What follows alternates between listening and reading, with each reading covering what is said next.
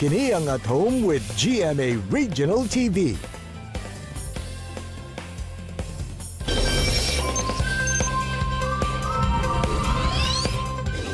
Mga kapuso kitang mga Pilipino ato nang naandan nga mamalandong og mag-ampo matag Semana Santa. Ug sunod Semana Santa mga kapuso, season of reflection na sab kita tungod kay magsugod na ang Kwaresma. Ug this morning mga kapuso, among ihatod kaninyo ang mga lugar kung asa ta pwede maayong mamalandong og mag-ampo while at the same time makabonding ang atong mga banay ug higala. Busa, tara, suroy ta! Davao Oriental, kinsay di mamangha sa usa ka kapilya nga nahimutang sa Sitio Casilak, Governor Generoso. Daw sama kini sa simbahan tungod sa kadako ug tungod sab sa nindot nga disenyo gawas ug sulod sa maong kapilya. Sumala sa pipila ka mga debutante nga dakong tabang ang gihatod sa maong kapilya aron mas mulig-on pa ang ilang pagtuo sa labaw nga makagagahom. Gani, pipila kanila ang miingon nga natuman gyud ang ilang mga wishes ug pangandoy sa kinabuhi tungod sa pag-ampo sa Birhen sa Casilak nga mo'y patron sa maong kapilya. Ang maong kapilya gipatukod sa usa ka debutante kinsa sumala pa nakaangkon og grasya human sa tukmang pag-ampo sa Birhen sa Casilak. Kini matud ang iyang pamaagi aron makapasalamat sa ilang patron. Sa Banay-Banay, Davao Oriental, anaara sa kilid sa kalsada na himutang ang Mary's Woods. Perfect kini sa mga travelers to stop by or sa mga gusto mag-outdoor bonding tungod kay kini maagian ragyod sa daplin sa kalsada. Simple ug touch of nature ang maong lugar, mga lingkuranan ug kakahuyan nga makapabugnaw sa maong dapit. Ug kung anaalang mo sa syudad sa Davao, pwede sab ninyo bisitahon ang Santa Ana Parish nga nahimutang sa sentro lamang sa Dakbayan. Pagsulod nimo, daw anaa ka sa laing nasud tungod sa premyadong disenyo niini. Highlight sa maong simbahan ang altar nga adunay konsepto nga ginatawag nga retablo o religious portrayal. Aduna usab sila'y Chapel of Saints, di nahimutang dinhi ang managlahing santo. Ang isa bisitahon ang Santa Ana Parish karong Holy Week tungod usa sa mga highlights sa ilang activities ang Triduum o kung asa ipakita dinhi ang tulo ka mga importanteng panghitabo sa kinabuhi ni Hesukristo nga mao ang pagsakripisyo, pagkamatay ug pagkabanhaw. Samtang kung panatanan ninyo ang pagsubay sa dalan paingon sa krus or Way of the Cross, nindot sab nga suruyan ang St. Francis Xavier Parish nga ana sa Tibungco, Davao City. Dinhi ilang gipakita unsa ang storya ug panghitabo sa 14 Stations of the Cross, pinaagi sa mga imahe nga nakadesenyo sa mga samin sa bintana sa maong simbahan. Og dinhi, inyo sab makita ang mga rebulto nga nagasaysay sa kasinatian sa mga sakripisyo ni Hesukristo aron masalbar sa sala ang katawhan. Nindot sab mo adto dinhi aron makita og mas masabtan pa ilabi na sa mga kabatan-unan ang storya kung paunsa gilansang sa krus ang Ginoo isip iyang sakripisyo alang sa iyang mga gihigugmang tao.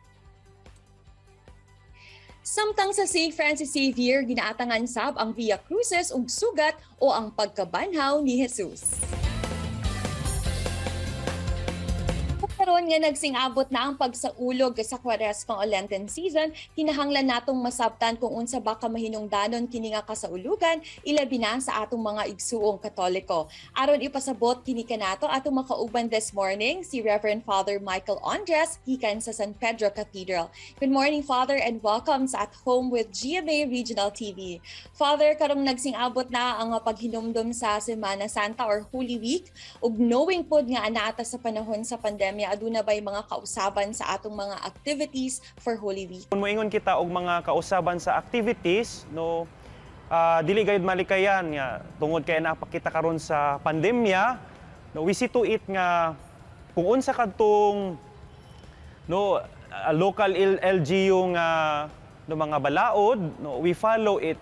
And with that, Father, kitang mga Pinoy bisag sa unsang ginatuba nga hagit nagpabiling tanga ligon gyapon sa pagtuo. Father, unsa ba kami nung danon kini mga traditional activities matag Kwaresma sama sa sugat o sa lubong, Palm Sunday o kining Station of the Cross? So mahinungdanon gyud kining ato ang pagpenitensya, no, partisipar sa mga kalihukan panahon sa Kwaresma o sa Semana Santa tungod kay kini pagpangandaman sa ato ang dako nga piyesta, dakong kasaulugan sa Katoliko nga simbahan, no. Father, karong umaabot nga Holy Week, unsa ba ang mga activities nga giandam dinhi sa atong simbahan? Usa sa mga activities nga no dinhi particularly sa San Pedro Cathedral mao ang kaning confession, no, matag Biyernes, no, 3 to 5 p.m. before the mass, no, matag Biyernes 3 to 5 p.m. ug nga panahon usab sa Semana Santa o Holy Week, no, ang cathedral nagpahigayon og open recollection, no, mao ka na open recollection alang sa mga magtutuo nga gusto nga mamalandong panahon sa Semana Santa.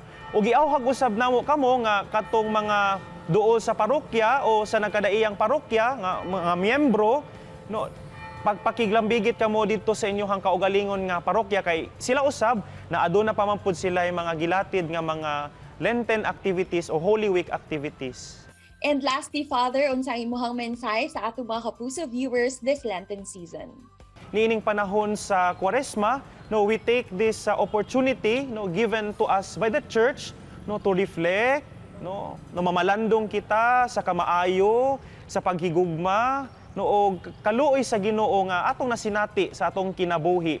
No, nindot kaayo kini nga oportunidad tungod kay mas mapalawom pa nato ang ato ang pagpakigrelasyon o no, makapangutana kita kung asa naman kita, makapamalandong kita kung asa naman ang ato ang pagpakigrelasyon sa Ginoo, sa atong kaugalingon o sa atong isig kaingon. Una mga igsuon, no, mga kapuso televiewers, no, giawha ko kamo nga mo participate, mamalandong, no, uban kita, no, duyugan nato ang simbahan sa pagpamalandong, no, sa pagpasakit, kamatayon ug pagkabanhaw sa atong Ginoong Hesukristo. Alright, daghan kaayong salamat Reverend Father Michael Onda sa paggiya kanamo sa imong oras. Salamat usab attorney, no, og sa Kapuso Network sa higayon nga no gihatag ninyo kanamo aron nga no niining maong interview. And before we end mga kapuso, sa mga kapuso nato nga mag-uban ka nato karong Semana Santa, naka-flash sa inyong TV screen ang mga schedule of events sa mga nagkariyang lugar sa Mindanao.